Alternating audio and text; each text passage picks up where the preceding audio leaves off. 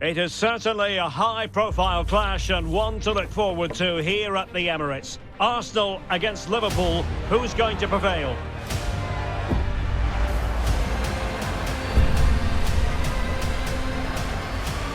Don't go anywhere. We'll have all the action for you live next.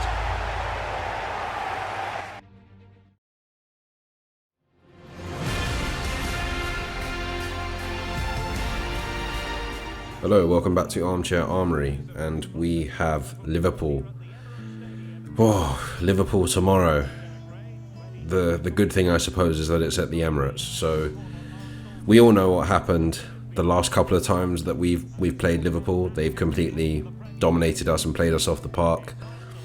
Particularly the most recent example. Well, even though it wasn't the most recent time we played Liverpool, it was the most recent example of playing Liverpool to come back into the Arsenal consciousness, so to speak. So in the All or Nothing Arsenal Amazon documentary, before the Premier League game at Anfield, there was footage of Arteta playing You'll Never Walk Alone during the training session and stuff like that.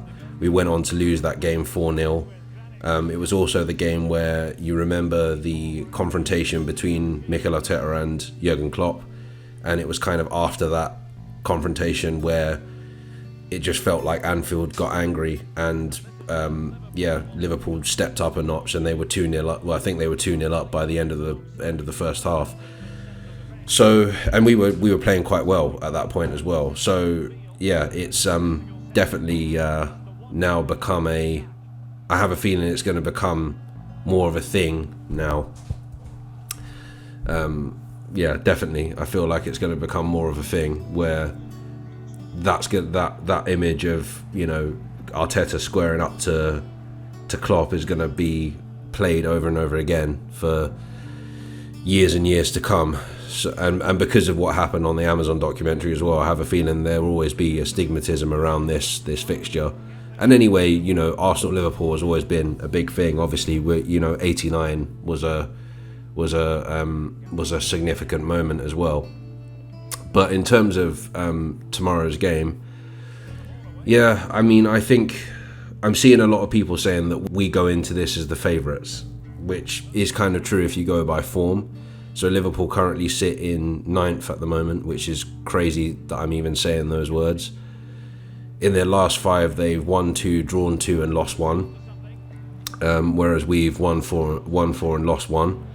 And we're obviously sitting top of the league, 1 point clear of Manchester City. So by the stats, you'd say, Arsenal were favourites going into the game. But Liverpool have dangerous people up front. I mean, I know they've lost Mane, but they still have dangerous people up front. They still have Salah, they still have Firmino, they still have people like that can come in and punish you. The only thing that I feel we have an advantage of over them is I feel that our midfield is a lot more stable than their midfield at the moment. So it looks like Thiago Alcantara is out, hasn't been pictured in Liverpool training. It looks like they're probably going to go with Harvey Elliott in midfield again, which I think they've been doing most of the season so far. So, and also I think their defence has been a bit shaky this season so far. Van Dijk for some reason doesn't look like the same monster he usually is. Robertson can't get into the team. Trent kind of looks a little bit off defensively. I mean, I was saying to somebody the other day that I don't think Trent has been the best defensively in the world. I mean, attacking wise, going forward, and his set pieces are amazing, but I just don't think he's as good. He's definitely more of a wing back than a left back. Put it that, a left wing back rather than a left back. So I think it's going to be an interesting game, and I think if we can get a result, I mean, I've been saying this to people that I've spoken to about football all week, really, that if we can get a result, this will be bigger than Spurs. This will be bigger than beating Spurs. The reason why beating Spurs was such for me anyway, a significant moment is because of what happened at the end of last season, where they literally wiped the floor with us for the most part. They ended our top 4 hopes. We've gone into this season with idiots like Jamie O'Hara saying we knocked you out of the Champions League, we're the bigger club and all this bollocks. We've been hearing all that. And then, we've started off the season really well, and people like him and others have been saying, yeah, but you haven't played anyone. Like people like Richard Keys on beIN Sport and stuff like that. Oh, you haven't played anyone. Why are you celebrating? We lose to Man United. People are like, there you go. This is where Arsenal are gonna fall off now. They've lost to Man United. All the plaudits to Man United, even though I still feel we were the better team. And I know at the end of the day, results are what matters. Like the more goals you score than the other team, the basics of football is basically what defines the match. But I feel like they caught us on the break 3 times and they were lucky, essentially. I don't think it was like an exceptional performance from Manchester United. I think they just played into their hands, essentially. So we lose to Manchester United, and all these people are now saying, oh yeah, well, there we go, this is where Arsenal are going to fall off a cliff. Then we go and beat Brentford, and people are saying, yeah, but it's Brentford. And it's like, again, that was significant because last season we got absolutely destroyed by Brentford. Like, I know there was extenuating circumstances, like half of the team had COVID, and it was the first Premier League game back with fans, and it was Brentford's first game, but still we got battered by them. And the fact that we comprehensively beat Brentford was another kind of mini statement. Yes, we failed the mock test against Man United, but we redeemed ourselves with that comprehensive win over Brentford.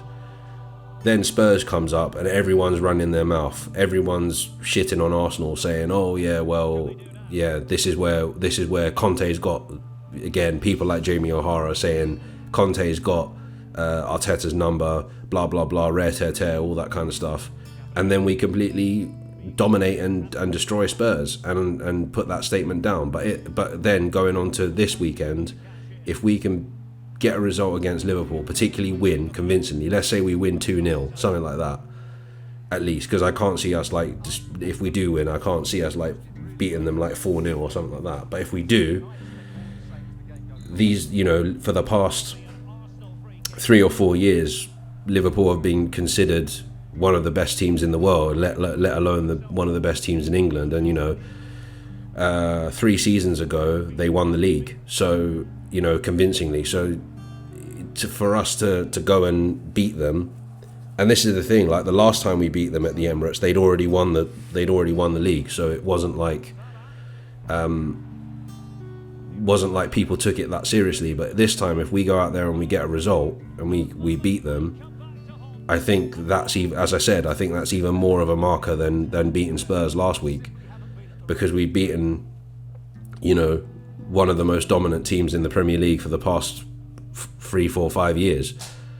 And I think somebody asked me the other day, oh, if you beat Liverpool, does that mean the title race is on? I still don't want to be as gung-ho as to say, oh yeah, that we're title contenders because we beat Liverpool. I think it definitely makes us serious contenders for top 4. I think if we beat Liverpool, hopefully, I know they won't, but like, hopefully it shuts people up in terms of ishing on Arsenal all the time. It seems to be like the in thing to ish on Arsenal, and that's the thing. If we lose, it will start again of questions over Arteta and all this kind of stuff. But yeah, I definitely think it will make us serious contenders for the top 4. I think it makes us numero uno in terms of who's going to finish in the top 4. I just think it's a bit much to be calling to say that we're going to win the league just because Haaland looks like an absolute beast at the moment. There's a World Cup in November. I'm pretty sure that, because it always happens to us, I'm pretty sure that one of our starting 11 is going to get injured over there. Probably somebody that plays in the first 11 for their country, like Xhaka or Partey or someone like that, is probably going to get injured. And then, we're going to go into the rest of the season with like, a second-rate centre midfielder or a centre-back or something like that. Gabriel might get injured and we might have Holding and Saliba for the rest of the season. No disrespect to Rob Holding. But yeah, I do get that feeling that I think it might be a bit too soon for us to be saying, or too early to be saying that, we're title contenders. We definitely look like us and City probably look like the best teams in the league at the moment, but like things can change so quickly. It's just hard to sit here and say, yeah, we're title contenders. If we get to like 15 games and we're in and around first and second, then I'd be like, okay, maybe. And I'm also aware of the fact that the last time we were quote unquote in a title race, which was 15-16 when Leicester won the league, the moment I said we could win the league, we lost the next two games, which was Manchester United and Manchester United away and Swansea City at home. So yeah, I'm not going to sit here and say that we're after 8 games that we're going to win the league. I just think if we can get the 3 points against Liverpool, it would be even more of a massive statement made to the rest of the league and the rest of the footballing world in this country. Yeah, I just think it will be a massive marker laid down if we manage to pull it off. But it's going to be difficult because, as I've said before, I think I said this about Villa when we played Villa at the time where they were kind of struggling. It always seems that teams that are struggling seem to always turn it up against us. They always seem to turn their fortunes around against us. And so far, in the 8 games that we played, we haven't really had a bad performance in the league. Like and they weren't even that bad, but the kind of subpar performances I'd say have been in the Europa League so far. But in the league we haven't had one yet, and I think we're due one at some point, because there's always a point where you don't play very well, and you know things don't go your way. So yeah, that's the other thing I'm worried about as well. Is this going to come against Liverpool? I do think we've got a good chance because we're playing. I'm kind of shocked how well we're playing at the moment, and I think if we continue to play like that, we'll definitely be competitive. I just think we've got to take our chances early at the end of the day, because if we get caught and people like Salah and Firmino, etc., get on the end of things, then we'll be in trouble. We just need to try and if we get chances to take them early, basically. But yeah, I think predictions, I don't know. I'm not going to make a prediction because I'm really not sure, just because I know what Liverpool can do. Even though we're playing well, I know what Liverpool can do. So I'm not going to make. I'm going to be a skirter and not make a prediction today. Should be interesting though. But yeah, I'll be kind of hiding behind the sofa during this game, I think. But as I say, if we do manage to pull it off, it'll be massive. Right, I'm going to leave it there. I will be back tomorrow to discuss the result. Until then, take care and stay safe.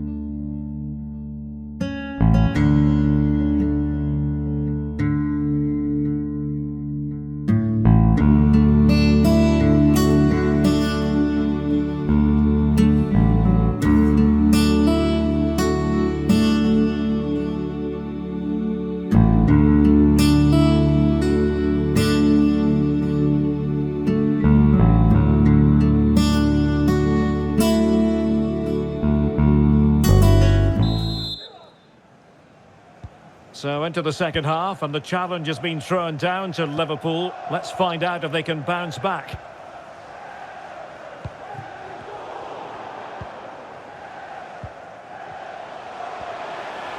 Well, doesn't have to do it on his own. Towards Gabriel Jesus, far post. Goalkeeper's ball. Not the best of crosses, really, was it? Well, the quality of pass needs to be a bit better.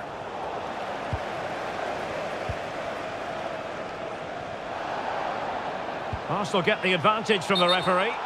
Well, technically offside, but not by a lot. Stoppage in play and a chance for the referee to go back and retrospectively hand out a yellow card. Coming off the pitch. So making the substitution now. Coming onto the pitch, number 29, Arthur.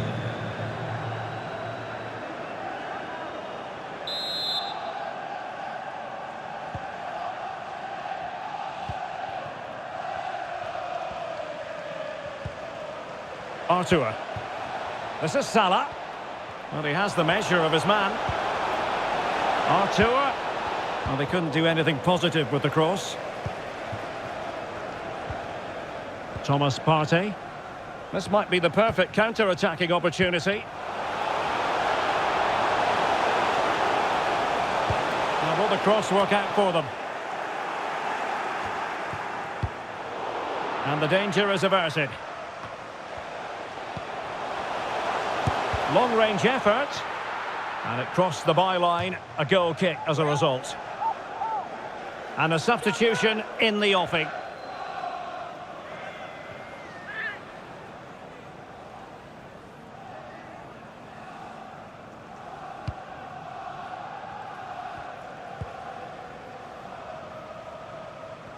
Well, he prevented it from going over the line.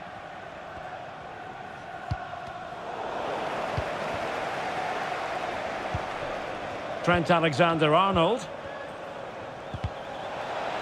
There to win it back. Teammates available. Partey. Here's Gabriel Jesus. Xhaka! Well, not on the target. The keeper seemed to have it covered. Well, he did seem to have it covered, but it's not a bad effort, though. He really did strike it well.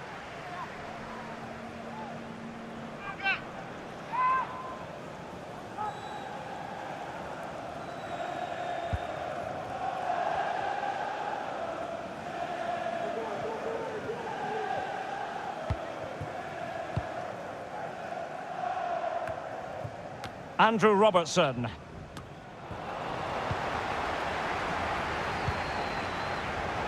Defensive Brazilians to shut them down. The blue car, please return to your vehicle. Your lights are on. Diogo Jota. Liverpool in a position of menace. Has a go! Oh, he couldn't outwit the keeper.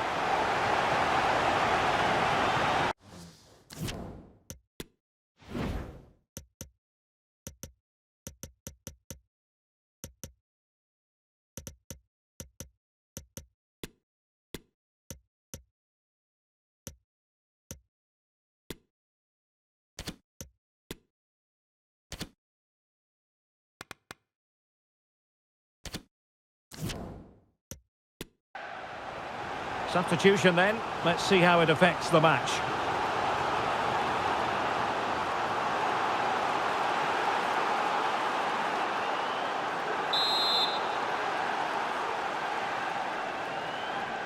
Short corner favoured. And the cross comes to nothing in the end. Granit Xhaka. 20 minutes to go in this one. Zinchenko. Gabriel Jesus prepared to fire. Well, it didn't happen for them in attack.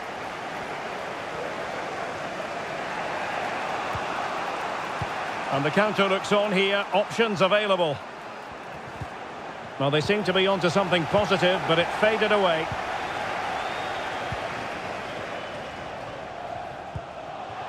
Jesus. Danger here as he runs at them. Oh, surely! and keeping it out. Substitution for Liverpool. Coming off the pitch, number 66, Trent Alexander-Arnold. To be replaced by number 9, Roberto Firmino. Substitution for Arsenal. Well, they've decided to make a change. Number 35, Alexander Zinchenko. Coming onto the pitch, number 3, Kieran Tierney. Can someone get on the end of this?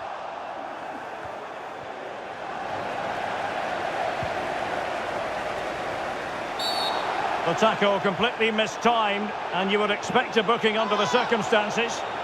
And a yellow card for that, Stuart. And he's going to have to be careful now. That was a silly challenge.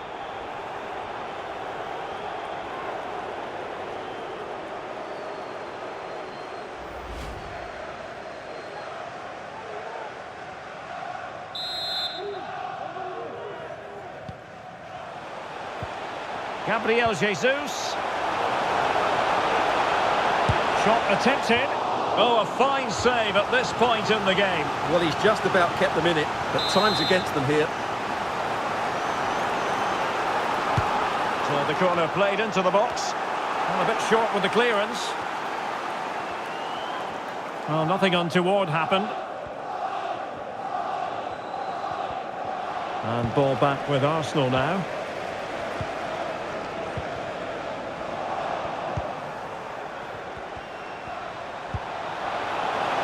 Time and circumstances against Liverpool, but still they might hit back.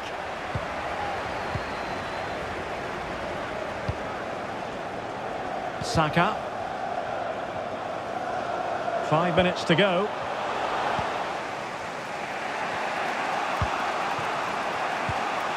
Salah. Oh, a vital interception. Showing plenty of defensive acumen and conceding the throw-in.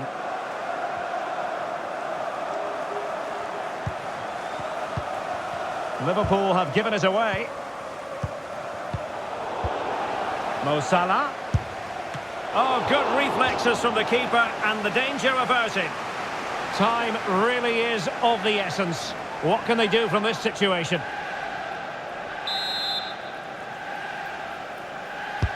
He's driven in the corner. Well, still an issue here. Van Dijk. On to Thiago. This could level it, but denied by the keeper. And at this late stage in the proceedings, it could be highly significant. Well, it could be a huge moment, Derek. So little time left now.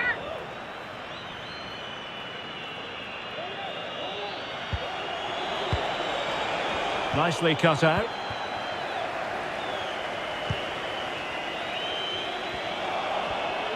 This is looking threatening.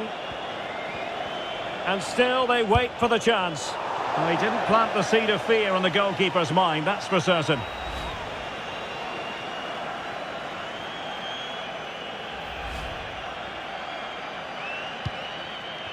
Now will the keeper have to pay the price for that mistake? Salah.